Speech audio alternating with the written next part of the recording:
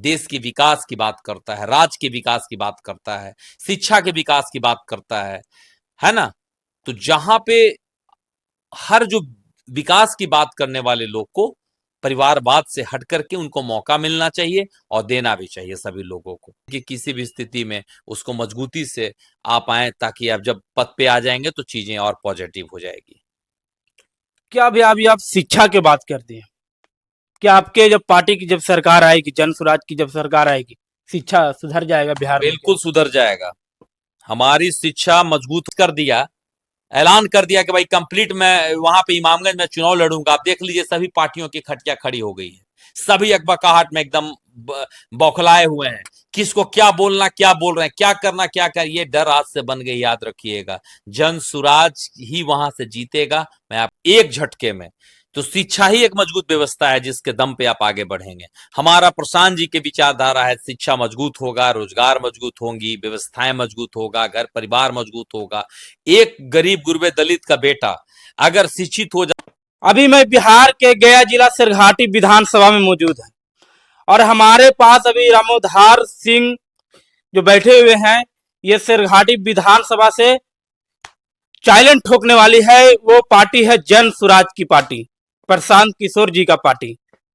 और उनसे मिलकर, अपने हाथों से हाथ मिलाकर, और आरजेडी और जदयू बीजेपी से दावी ठोकेंगे सिरघाटी विधानसभा क्षेत्र में। लेकिन इससे पहले हम सबसे पहले जानने चाहेंगे कि सबसे पहले ये क्रिकेटर की दुनिया में थी। जैसे अभी बिहार के युवा तेजस्वी यादव भी क्रिकेटर की दुनिया में थी और उनको भी बिहार में काफी चेहरा प्रचलित है, जैसे हमारे रमोधार भैया का भी चेहरा प्रचलित है। तो सबसे पहले हम जानने का प्रयास करेंगे। मेरा चैनल में स्वागत है भैया। बहुत बहुत धन्यवाद आपको। और मैं जिस जगह से बिलोंग करता हूँ, ये सरघाटी विधानसभा क्षेत्र है, 226। हमारा प्रखंड आमस है। मैं रामाधार सिंह आपका चैनल का बहुत स्वागत करता हूँ।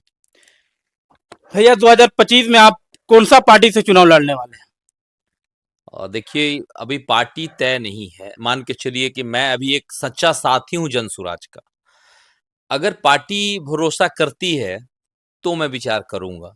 अभी हमारा एक कार्य चल रहा है जिसमें लोगों को मदद हो, शिक्षा के क्षेत्र में मदद हो। जो बेचारे स्वास्थ्य में जिनको कोई हेल्प नहीं करता है, हम लोग हमारी टीम मिल करके उनको मदद करने का काम करता है। रात के 2 बजे भी ज़रूरत पड़ता है, एम्बुलेंस मुहैया से लेकर के जो भी उनकी दवा की व्यवस्थाएँ हैं, हम लोग देने का काम करते हैं। अभी ये लोगों का ऐसा कहना होता है कि भैया आप कार्य करते हैं, तो हम लोग चाहते हैं कि किसी भी स्थिति में उसको मजबूती से आप आएँ ताकि आप जब पद पे आ जाएँगे तो चीज़ें और पॉजिटिव हो जाएगी। क्या अभी आप शिक्षा की बात करते हैं? क्या आपके जब पार्टी की जब सरकार आएगी, जन स्वराज की जब सरकार आएगी, शिक्षा सुधर जाएगा बिहार में क्या? बिल्कुल सुधर जाएगा। हमारी शिक्षा मजबूत होगी तभी हर चीज़ मजबूत होगा। शिक्षा वो तलवार है कि आपके अगर पास आ गया तो आप किसी भी कष्ट को आप उसको हटा दीजिएगा एक झटके में। तो शिक्षा ही एक मजबूत व्यवस्था है जिसके दम पे आप आगे बढ़ेंगे। हमारा प्रशांत जी के विचारधारा है, शिक्षा मजबूत होगा, रोजगार मजबूत होंगी, व्यवस्थाएं मजबूत होगा, घर परिवार मजबूत होगा। एक गरीब गुरबे दलित का बेटा अगर शिक्षित हो जाता है तो आप देख लीजिए उसका जीता जाता उदाहरण है भीमराव अंबेडकर जी, हमारे संविधान के कर्ता हैं। उन्हीं का जो संविधान उन्होंने जो लिखा है, आप कल्पना कीजिए कि एक गरीब का बेटा कभी सोच नहीं सकता था कि मैं संविधान का लेखक बनूंगा। उन्होंने संविधान लिखा, आज उसी से हमारा देश चलता है। तो शिक्षा ही एक ऐसी आपकी पूंजी है जिससे आप मजबूती से आप कहीं पर किसी स्थिति में आप खड़े हो सकते हैं। किसी देश में भाषा का देखिए पूरा सिस्टम है। आप यहाँ हैं तो भोजपुरी है, मगही है, आप आगे चले जाएंगे और जहां हर चीज नहीं चलता वहां इंग्लिश चलता है।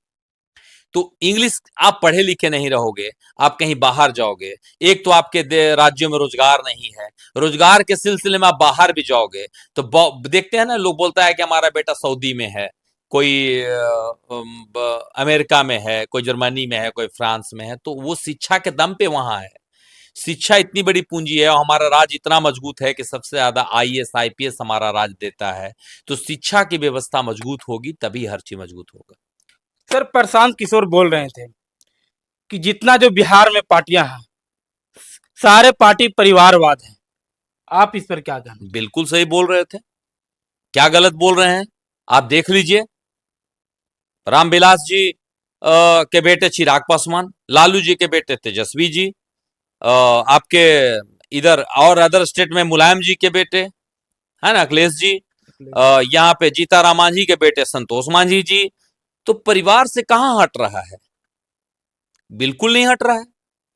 तो गलत क्या बोल रहे हैं? परिवारवाद से, जैसे एक अच्छा सैनिक, एक अच्छा कार्यकर्ता, एक अच्छा व्यक्तित्व का आदमी ये संघर्ष करके इन्हीं पंचायत और जिले तक रह जाता है, उसको विधानसभा का नेतृत्व करने का मौका कभी मिलता ही नहीं है। अगर मिल भी जाता है तो उसको परिवारवाद में रोक दिया जाता है ना। तो परिवारवाद से जब चीजें नहीं हटेगी तो कैसे हमारा आगे बढ़ेगा? बिल्कुल, आगे बढ़ने के लिए परिवारवाद को खत्म करना होगा। उस व्यक्ति को मौका मिलना चाहिए जो अच्छा कार्य कर रहा है, देश के विकास की बात करता है, राज्य के विकास की बात करता है, शिक्षा के विकास की बात करता है ना? तो जहां पे हर जो विकास की बात करने वाले लोग को परिवारवाद से हट करके उनको मौका मिलना चाहिए और देना भी चाहिए सभी लोगों को। संतोष मांझी तो दावी ठोक रहे हैं इमामगंज में कि चुनाव हम ही जीतेंगे। अभी तो रिजल्ट के बाद पता लगेगा। संतोष मांझी जी को शायद ये बात पता नहीं है कि उनके पिताजी के कर्मों से वहां पे लोग खुश नहीं हैं। जीताराम मांझी जी ने जो वहां पर अपने कार्यों से लोगों को ज्यादा प्रभावित नहीं किया है, तो संतोष जी को इस बात को जानकारी है और जानते भी हैं। ये तो राजनीतिक चीजें हैं कि लोग अपनी अपनी दावेदारी ठोकता है, क्यों नहीं ठोकना, ठोकना भी चाहिए। लेकिन इस बार समझ लीजिए कि वहां परिवर्तन का माहौल चल रहा है, जहां पे सड़क नहीं है, बिजली नहीं है, बहुत चीजें हैं जो क्षेत्र में आज भी लोग, देखिए वो नक्सली ग्रसित क्षेत्र रहा है, वो नहीं पूरा ये हमारा जितना भी है, ये सरगाटी विधानसभा, आपका इमामगंज विधानसभा और ये इवन गया जिला पूरे नक्सलियों से घिरा रहा था। सरकार की स्थिति कुछ अच्छी रही, कार्य अच्छा रहा था, तो चीजें आज थोड़ा समापन की ओर चला गया है। लेकिन आज भी बेरोजगारी से हम लोग जूझ रहे हैं। शिक्षा मजबूत सिर्फ कलम के माध्यम से है, आप ग्राउंड स्तर पर देखिएगा तो लोग सर्वे में लगे हुए हैं। तो बहुत चीजें हैं जो मजबूत करने की जरूरत है। आपको कहना है कि दावी ठोकना चाहिए, लेकिन जीताराम मांझी और संतोष मांझी वो डायरेक्टली बोलते हैं कि इमामगंज जो क्षेत्र है वो मेरा है और इलेक्शन हम जीतेंगे। अब बताइए वो क्षेत्र उनका है। हाँ, खरीद लिए हैं वो। ये तो बोलते हैं। ऐसा कुछ नहीं है, लोग उनको मौका दिया। उदय नारायण चौधरी जब वहां का विधायक थे तो उनसे लोग उबिया करके इनको मौका दिया। अब ये बदतर से बदतर स्थिति करके छोड़ दिया वहां के लोगों को। ये 4 वर्षों में हिसाब दें कि मैं क्या किया हूं। मेरी जब टीम, मेरी पार्टी जब वहां पर चुनाव लड़ने का जब ऐलान कर दिया कि भाई कंप्लीट मैं वहां पे इमामगंज में चुनाव लड़ूंगा, आप देख लीजिए सभी पार्टियों की खटिया खड़ी हो गई है।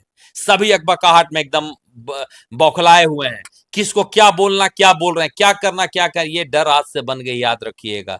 जन सुराज ही वहां से जीतेगा, मैं आपको आश्वस्त कर रहा हूं। नीतीश कुमार तो बोलते हैं, डायरेक्ट बोले मंच पर, नीतीश कुमार तो डायरेक्ट बोले हैं कि उनको बोलने से कुछ नहीं होगा। किनके बोलने से नहीं होगा? जन सुराज प्रशांत किशोर जी के बोलने से कुछ नहीं होगा। जब नीतीश जी की जरूरत पड़ा था तो उन्हीं के बोलने से वो सरकार बनाए थे, तो किनके बोलने से नहीं होगा? क्यों नहीं बोलने से होगा? प्रशांत जी बोलने पे नहीं, करने पे भरोसा रखते हैं। उनकी कार्यों से प्रभावित किया है, तभी 5-6 राज्यों में सरकार उन्होंने बनाया है।